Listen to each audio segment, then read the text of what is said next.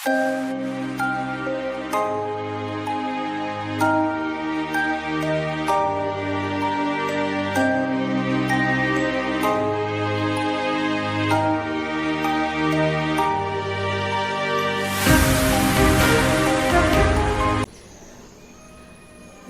मैं पूनम प्रजापत, श्रीमती सुरेश कुमारी गाड़ोदिया रसायन विज्ञान व्याख्याता पद पर कार्यरत।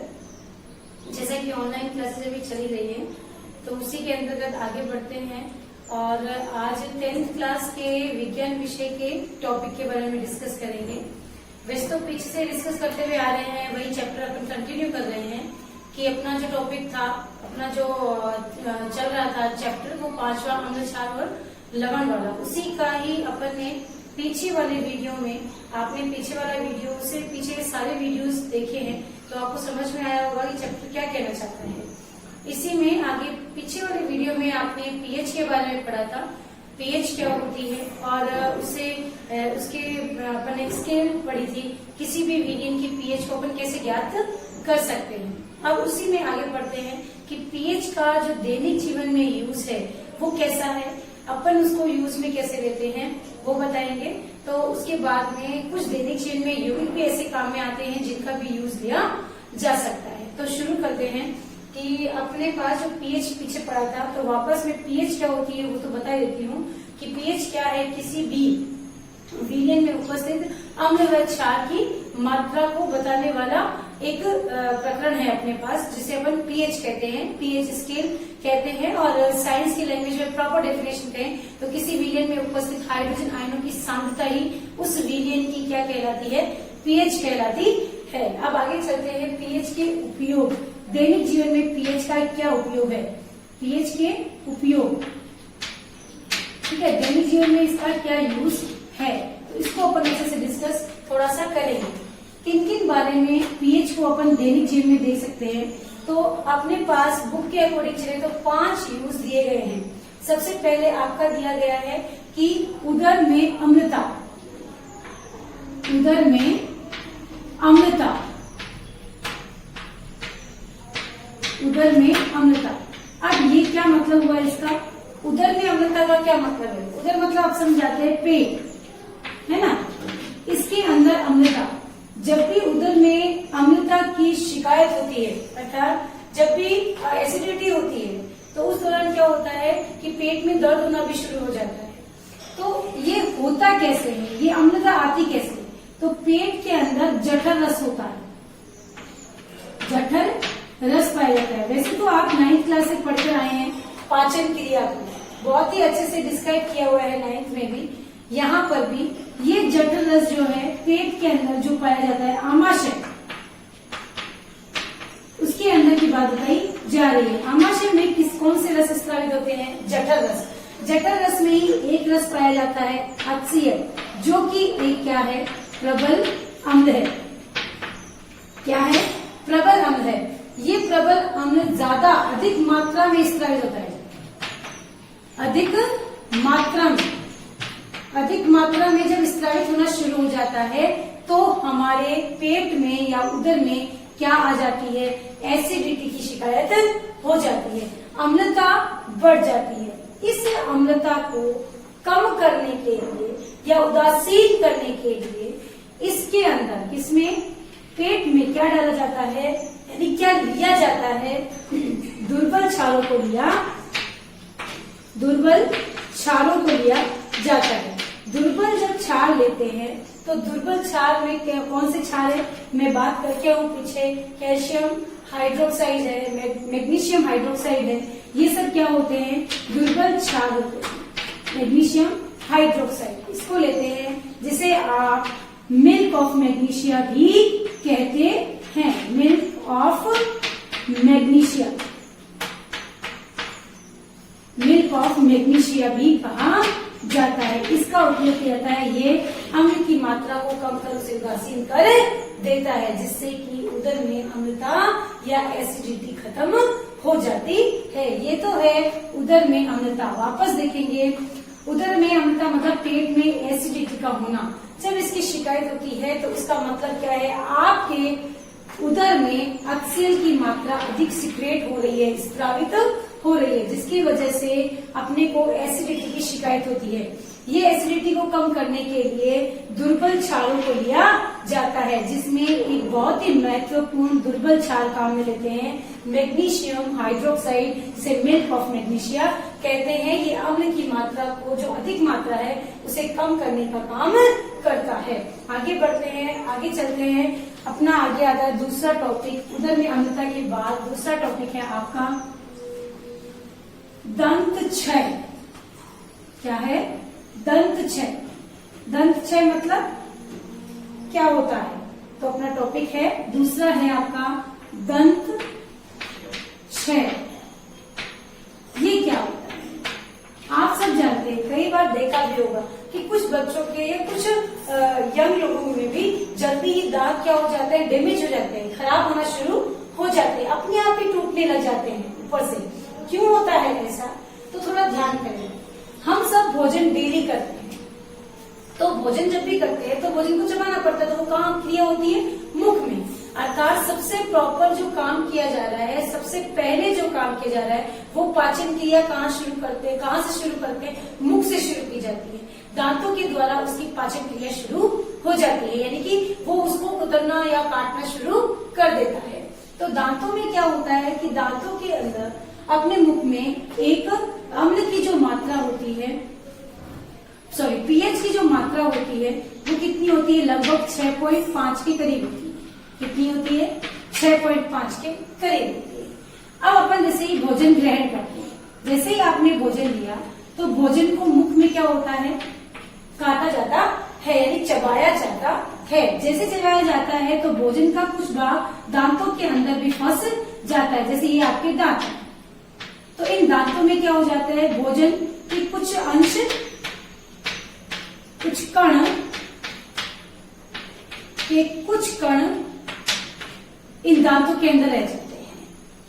जब अपन भोजन करते हैं तो भोजन के दौरान उसकी पीएच, मुंह की पीएच जो होती है भोजन करते समय 6.5 लगभग होती है। जब भोजन करते हैं तो उस समय उसकी पीएच कम हो जाती है, यानी कि भोजन के दौरान मुख की पीएच यानी अम्लता जो होती है वो बढ़ जाती है। बढ़ने की वजह से इस पीएच का मान क्या हो जाता है बेटा? अम्लता बढ़ने से पीएच का मान कम हो जाता है। नॉर्मली आपको ध्यान में रखना है कि मुख की जो पीएच है वो 5.5 से कम कभी भी नहीं होनी चाहिए। 5.5, इससे ज्यादा 6.5 तक तो ठीक है, लेकिन 5.5 से कम कभी भी नहीं होनी चाहिए। लेकिन जब भोजन करते हैं तो भोजन के दौरान जो मुख में उपस्थित बैक्टीरियाज हैं,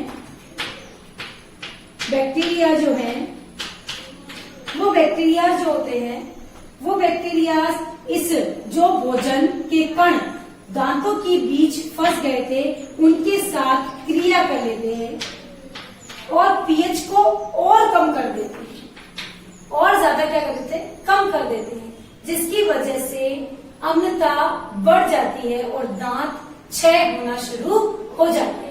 वापस समझा रही हूँ, एक बार ध्यान से समझेंगे कि जो पीएच होती है मुख में वो कितनी होती है? 6.5 के करीब होती है। जब आप भोजन करते हैं तो वो भोजन दांतों के बीच फंस जाता है। उस दौरान मुख में उपस्थित बैक्टीरिया जो हैं वो दांतों के बीच उपस्थित भोजन के कणों से क्रिया कर पीएच का मान कम कर देते हैं और अम्लता को बढ़ा देते हैं। अम्लता जैसे ही बढ़ेगी तो दांत क्या होना शुरू हो जाते हैं? क्षय होना शुरू हो जाते हैं। इसलिए कहा जाता है कि भोजन करने के बाद छाछ से मुख को साफ करना चाहिए या फिर ब्रश करना चाहिए, जिसकी वजह से वो अम्लता क्या हो जाए? उदासीन हो जाए और दांतों के क्षय का जो परेशानी है वो भी खत्म हो जाती है। इसीलिए अपन दंत क्षय के लिए जो रिस्पॉन्सिबल है वो दांतों के बीच उपस्थित भोजन के कण और मुख में उपस्थित बैक्टीरिया हैं जो उनके साथ क्रिया करके पीएच को क्या कर देते हैं? कम कर देते हैं। इसलिए हमेशा खाना खाने के बाद मुंह को साफ करना चाहिए। अगला टॉपिक है आपका दूसरा, दो तो गए दंत क्षय, अगला है कीटों में डंक। कीटों के द्वारा भी डंक मारे जाते हैं, आप सब जानते ही हैं। कीटों द्वारा डंक या कीटों के डंक। अपन देखते हैं कि कोई भी कीट है, जब भी डंक उसका जो भी डंक वो मारते हैं उसके अंदर वो कौन सा क्या सीक्रेट करते हैं, अम्ल उनके डंक में उपस्थित होता है।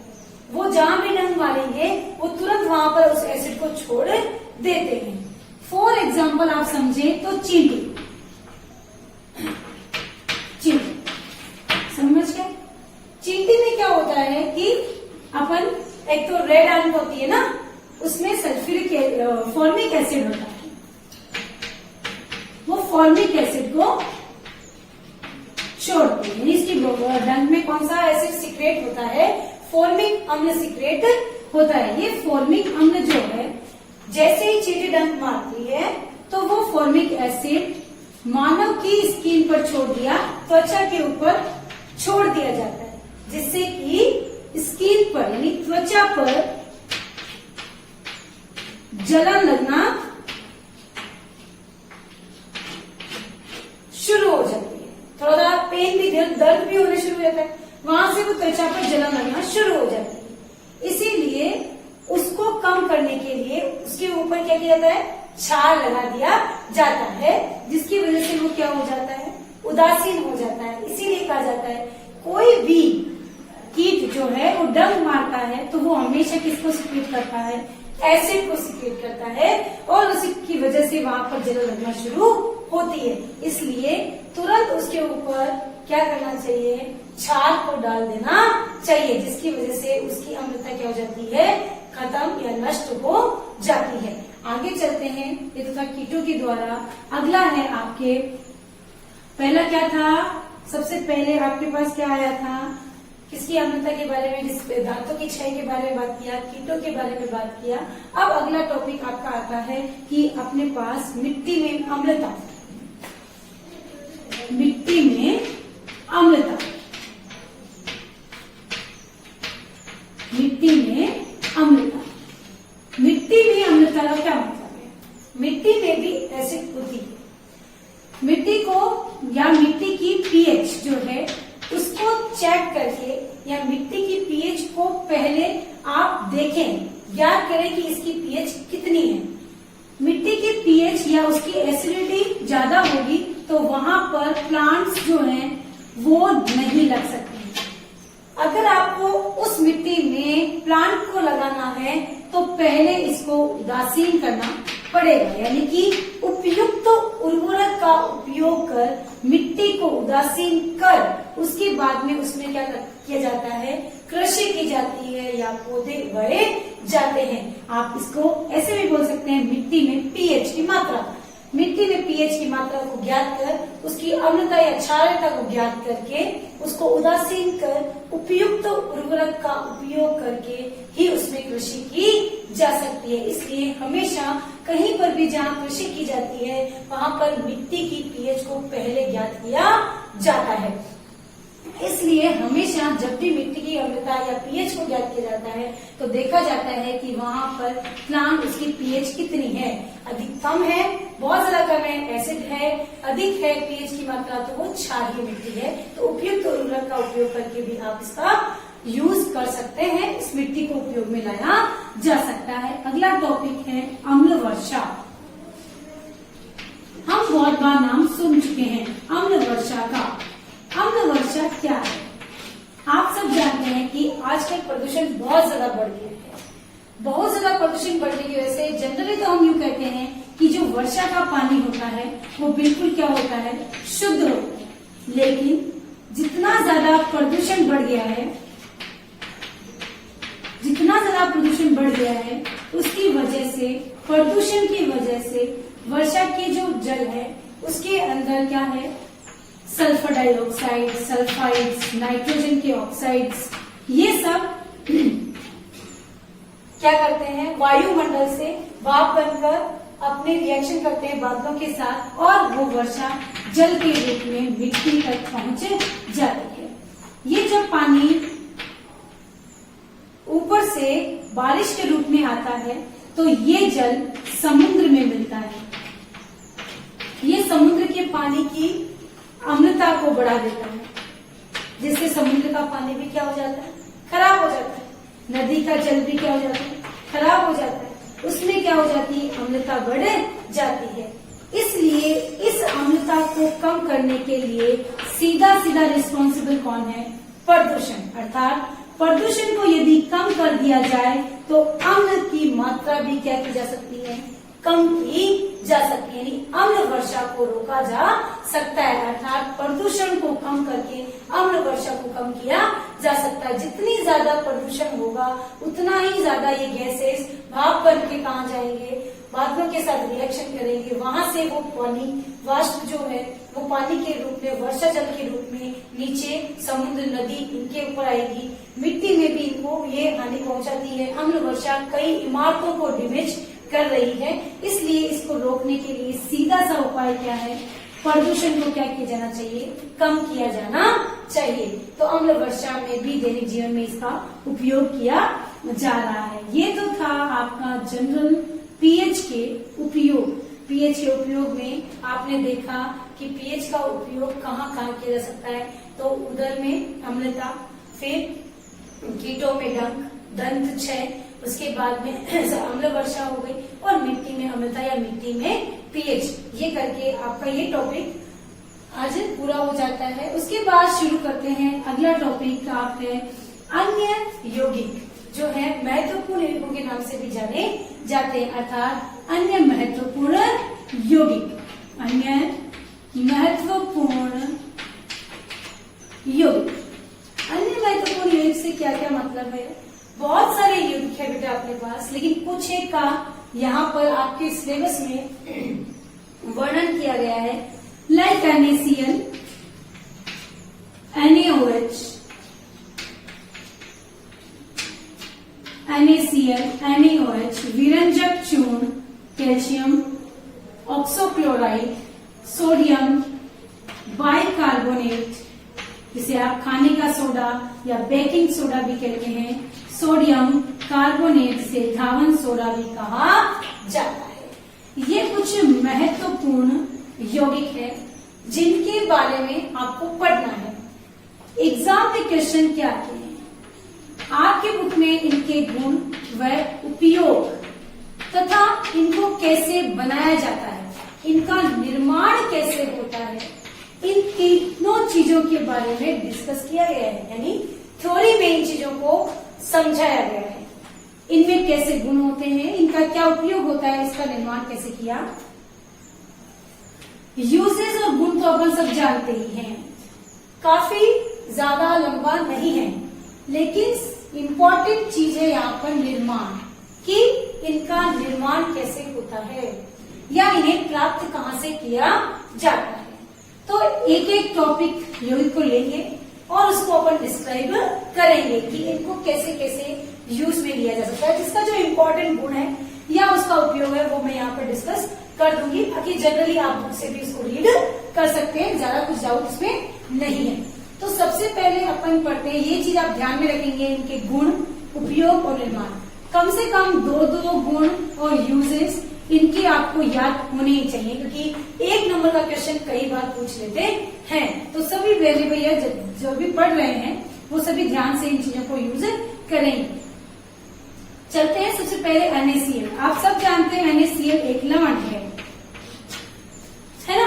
इस लवण का निर्माण कैसे होता है, जनरली यदि औद्योगिक रूप से अपन देखें तो प्रबल अम्ल और प्रबल क्षार, प्रबल अम्ल और प्रबल क्षार जो होते हैं दोनों मिलकर इस लवण का निर्माण करते हैं। Like HCl plus NaOH is equal to NaCl plus H2O। NaCl का फॉर्मेशन हो गया। और साधारण बात करें तो ये तो क्या था, एक औद्योगिक रूप से फैक्ट्रीज में इनका फॉर्मेशन जब NaCl का लवण का अपन करते हैं तो इस तरह से करते हैं। जनरली अपन समुद्र के पानी से, समुद्र के पानी या खारे पानी को सुखाकर सुखाकर किसका निर्माण किया जाता है, क्या प्राप्त किया जाता है, NaCl प्राप्त किया जाता है। लेकिन यहाँ पर एक ध्यान रखने वाली बात है, क्या कि समुद्र के पानी या खारे पानी को सुखाकर जब आपने नमक प्राप्त किया तो वो नमक क्या होता है बेटा, अशुद्ध होता है। ध्यान करेंगे कि समुद्र के पानी और इनको यदि आप सुखा रहे हैं तो इनसे जो नमक बनेगा, NaCl बनेगा, वो क्या होगा, अशुद्ध होगा। अशुद्ध क्या होगा, अशुद्ध मतलब क्या, तो इनमें कुछ अशुद्धियां like magnesium chloride, calcium chloride इनके अंदर मिली हुई होती है। तो इन अशुद्धियों को दूर करके जो शुद्ध अपन प्राप्त करेंगे नमक, वो क्या होगा, आपका NaCl शुद्ध मात्रा में प्राप्त होगा, जिसे अपन यूज करते हैं। अर्थात इनको यदि इस NaCl को आप बड़ी टंकियों में डालकर इसका संतृप्त विलयन बना होगा, यानी NaCl का संतृप्त विलयन। मैं इसको साफ कर देती हूँ ताकि आपको आसानी से वो चीज समझ में आए। थोड़ा सा मैं डायग्राम से समझा देती हूँ आपको। NaCl का संतृप्त विलयन बड़े टैंकों में लिया, बड़े टैंकों में क्या डाला जाता है, NaCl का संतृप्त विलयन। संतृप्त विलयन का मतलब क्या होता है कि ऐसा विलयक जिसमें NaCl पर्याप्त मात्रा में घुला हुआ हो, मात्रा में घुला हुआ हो, डाल दिया संतृप्त विलयन। अब इसको यदि आप हीट करेंगे तो अशुद्ध जो है, अशुद्धियां जो है वो तो निकल जाएगी, वह शुद्ध नमक ठोस के रूप में अवक्षेपित या अवक्षेप के रूप में प्राप्त हो जाता है। इस सांद्र विलयन में नमक, शुद्ध जो नमक है, किस रूप में, अवक्षेप के रूप में प्राप्त होता है। आपको समझ में आ गया होगा कि NaCl जो है वो किस प्रकार शुद्ध प्राप्त किया जाता है। NaCl के संतृप्त विलयन को बड़ी बड़ी टंकियों में डालकर जब उन्हें गर्म किया जाता है तो ठोस NaCl शुद्ध अवस्था में अवक्षेप के रूप में प्राप्त होता है। ये किसके निर्माण की विधि है, NaCl के निर्माण की विधि है। NaCl जो नमक है इसका क्वथनांक ज्यादा और हिमांक हमेशा कम होता है। यानी एक पात्र लो, उसमें पानी डालो प्लस नमक डालो, दूसरा पात्र भी लो, नमक डालो और साथ में पानी। इसको यदि आप बॉईल करेंगे तो बहुत ज्यादा टाइम लगेगा, जल्दी से गर्म नहीं होगा, क्योंकि नमक एक अवाष्पशील पदार्थ है। तो क्वथनांक तो ज्यादा हो गया। हिमांक यानी जमना, जब आप नमक युक्त पानी को फ्रिज में रखेंगे और एक कटोरी में सिंपल फ्रेश पानी को रखेंगे तो नमक का पानी फ्रेश पानी की तुलना में जल्दी ही क्या हो जाता है, जमना शुरू हो जाता है। बहुत ही कम टेम्परेचर पर ये जमना शुरू हो जाता है। तो हिमांक तो हुआ कम और क्वथनांक होता है क्या, ज्यादा। इसलिए पदार्थों के हिमानीकरण के लिए भी किसका यूज किया जाता है, नमक का यूज किया जाता है। ये इसका गुण भी हो गया और इसका यूज भी हो गया। आगे चलते हैं, अगला टॉपिक लेते हैं NaOH, जिसे आप कास्टिक सोडा भी कहते हैं। NaOH जिसे आप क्या कहते हैं बेटा, कास्टिक सोडा भी कहा जाता, कास्टिक सोडा भी कहा जाता। समझ में आ गया होगा। कास्टिक सोडा क्या है, NaOH। NaOH को जनरली आप देखेंगे तो NaCl जो है इसकी जल के साथ क्रिया करवाओ तो NaOH प्राप्त हो जाता है, पर NaOH इतना आसानी से बनता नहीं है। तो NaOH प्राप्त करने के लिए बेटा एक विधि लेते हैं, वैद्युत अपघटन। यानी विद्युत अपघटन की क्रिया द्वारा हम क्या प्राप्त कर सकते हैं? NaOH। तो कैसे प्राप्त होगा? एक बीकर लेंगे और उसके अंदर NaCl का जलीय विलयन डाल देंगे। NaCl का कैसा विलयन? जलीय विलयन। और उसी पात्र में 2 धातु की छड़ रख देंगे, जिन्हें आप क्या कहते हैं? इलेक्ट्रोड कहते हैं। क्या कहते हैं बेटा? इलेक्ट्रोड कहते हैं।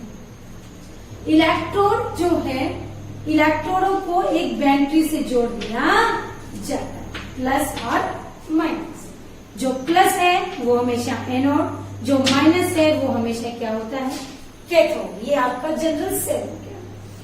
अब जैसे ही अपन यहाँ पर कुंजी, जैसे ही कुंजी लगाएंगे धारा प्रवाह होना शुरू हो जाता है। धारा प्रवाहित होगी तो ये जलीय विलयन अपने आयनों में टूटना शुरू, अर्थात Na plus Cl minus H plus OH minus टूट गया। प्लस हमेशा विपरीत आयन एक दूसरे को आकर्षित करते हैं। Na प्लस जो है वो कैथोड की ओर, वही Cl माइनस एनोड की ओर जाना शुरू हो जाता है। वही हाइड्रोजन की बात करें तो हाइड्रोजन प्लस है तो माइनस की ओर, और माइनस है वो कहां चला जाता है? प्लस की ओर चला जाता है। तो देखो अपन यहीं पर समझ लेते हैं।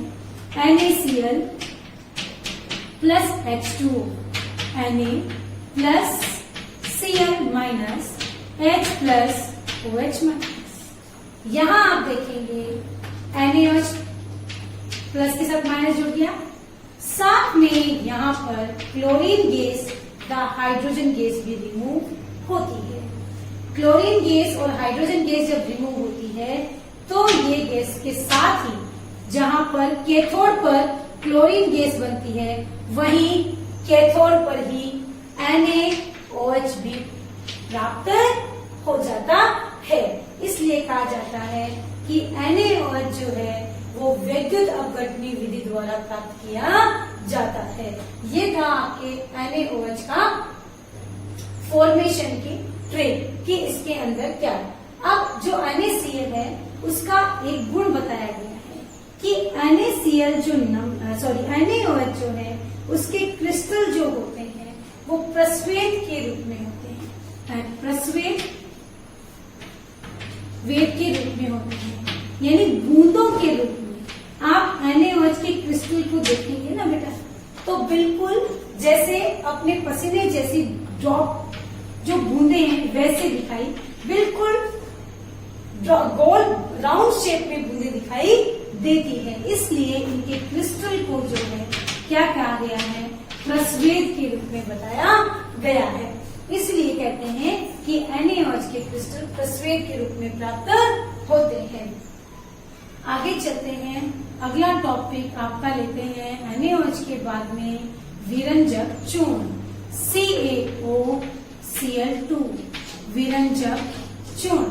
इसका रासायनिक नाम कई बार पूछा जाता है। रासायनिक नाम क्या है? Ca मतलब कैल्शियम, O मतलब ऑक्सी, Cl मतलब क्लोरीन। नाम क्या बना? कैल्शियम ऑक्सी क्लोरीन, या हम इसे ऐसे भी बोल सकते हैं कैल्शियम ऑक्सी क्लोराइड। किसका रासायनिक नाम है? Calcium CaOCl2। विरंजक चूर्ण का रासायनिक नाम क्या होता है? कैल्शियम ऑक्सी क्लोराइड या कैल्शियम ऑक्सीक्लोरीन। इन क्लोराइड भी लिखा जाता है। तो आगे ध्यान करेंगे, आगे टॉपिक चलेंगे कि इसका निर्माण कैसे किया जाता है। विरंजक चूर्ण का निर्माण बेटा बुझे हुए चूने के साथ, बुझा हुआ चूना, इसके ऊपर जब कौन सी गैस, क्लोरीन गैस को प्रवाहित की जाती है तो किसका निर्माण होता है? विरंजक चूर्ण का निर्माण होता है। तो शुरू करते हैं। अपन बुझा हुआ चूना और बिना बुझा हुआ चूना तो जानते हैं। CaO कैल्शियम ऑक्साइड, ऑक्सीजन है ना, जहां ऑक्सीजन वहां सबसे जलती है, और इसके ऊपर यदि आप जल डाल दें H2O तो क्या बन जाता है? CaOH का होल ट्वाइस कैसे हुआ, तोड़ दीजिए।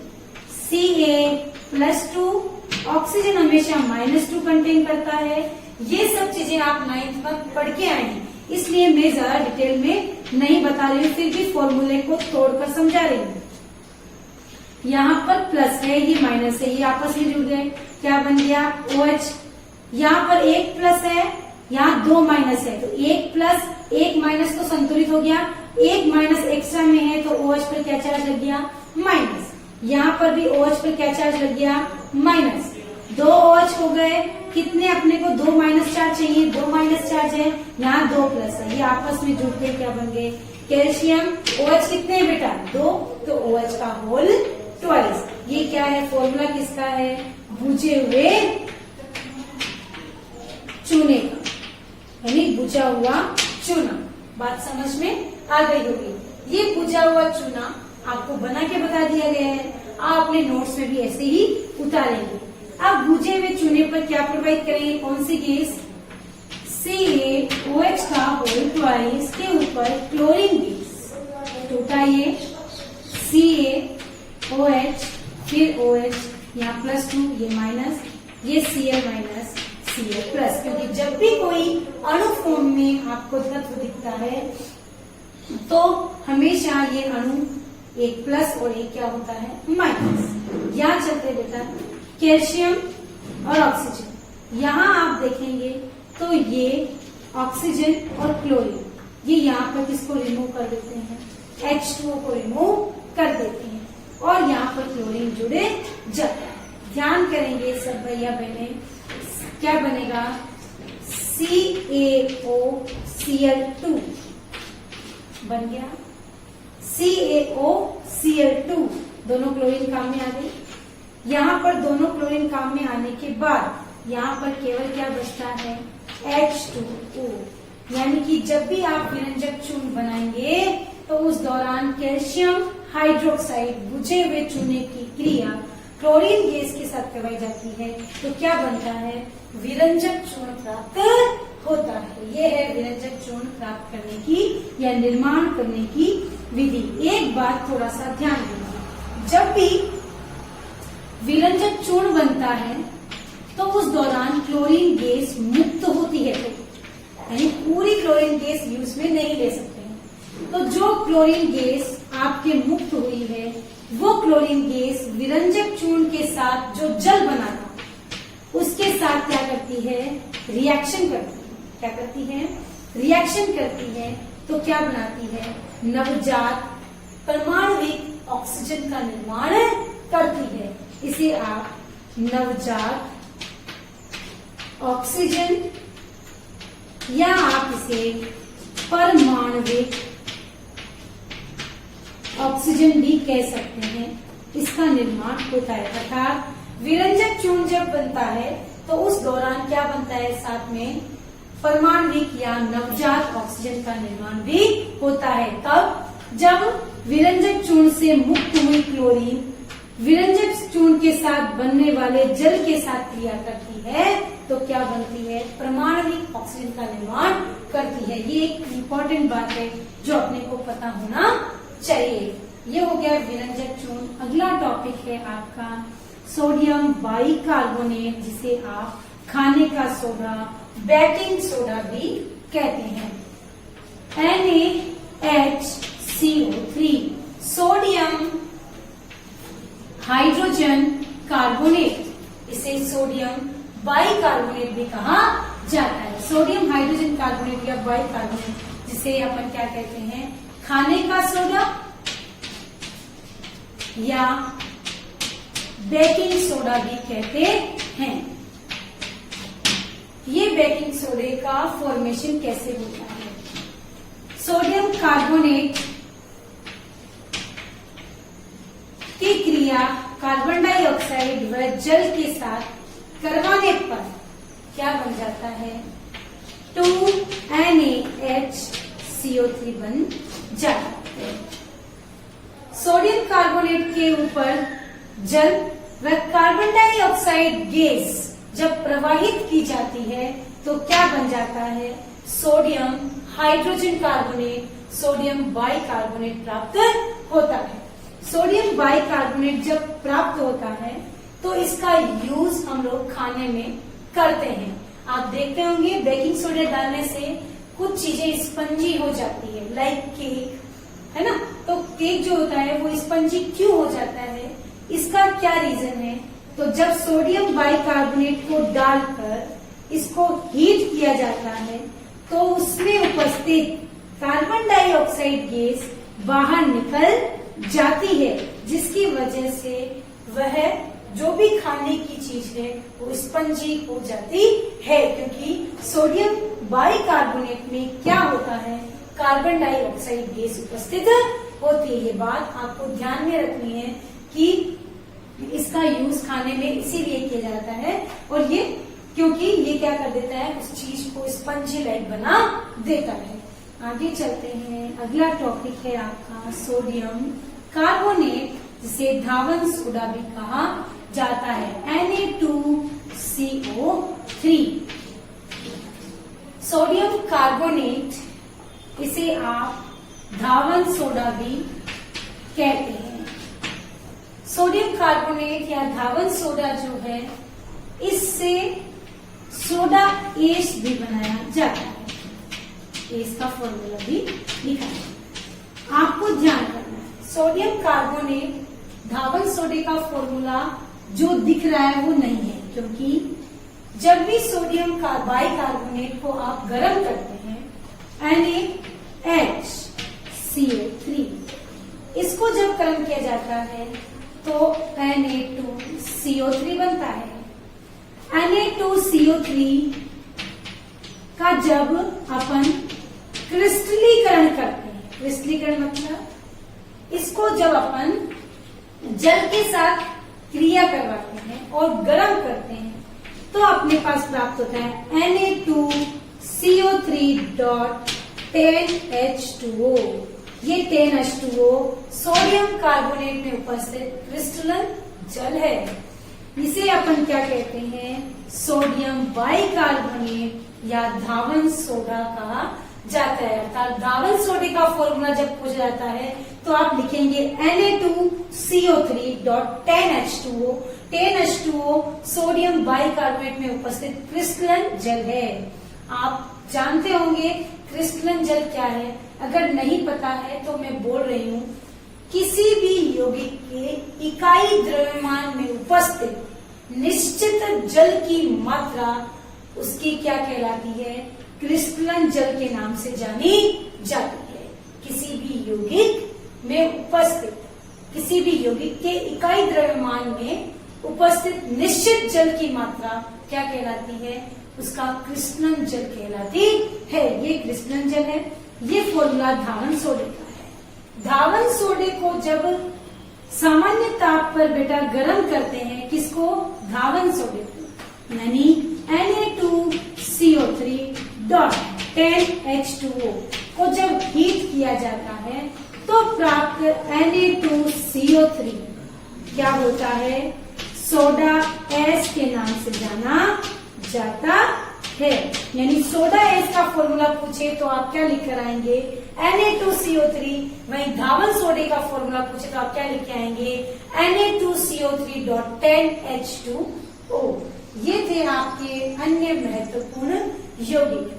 आज का जो टॉपिक आपको बताया गया है, पीएच के उपयोग और अन्य महत्वपूर्ण यौगिक, ये आज आप पढ़ेंगे और पढ़ करके इनको नोट्स में भी उतारेंगे, ताकि आपको ये पूरा जो भी आपको आज एक शॉर्ट ट्रिक में समझाया गया है वो समझ में आ जाए। सब बच्चे केयरफुली रीड करें, घर पर ही रहें, सुरक्षित रहें। Thank you.